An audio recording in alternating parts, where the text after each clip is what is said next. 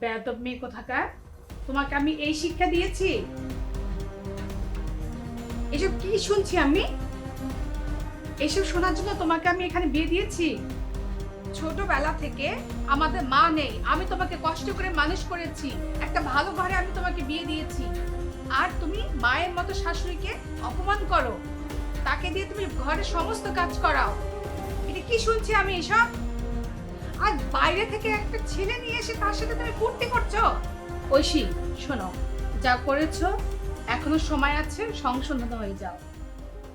তোমার শাশুড়ির কাছে তুমি এখন মাপ চাবে, ওকে?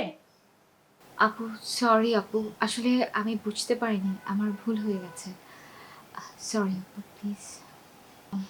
মা, আসলে আহ, আমি খুব বাজে বিহেভ করেছি আপনার সাথে। সরি, আর নেক্সট টাইম এমন হবে না। বৌমা, আমি তোমাকে মাফ করে দিয়েছি মা। তুমি আহ, এখন থেকে শুধুমাত্র আমার ছেলেটাকে ভালোবেসো, আর কিচ্ছু তোমার কাছে চাই না। তোমাকে আমি মেয়ের মতো দেখি, তুমি আমার মেয়ের মতো। আমার তো একটাই মাত্র ছেলে, আমি মনে করি তুমি আমার একটা মেয়ে। হ্যালো ভিউয়ার্স, আশা করি ভিডিওটি আপনাদের ভালো লেগেছে। এই ভিডিওটির মূল মর্ম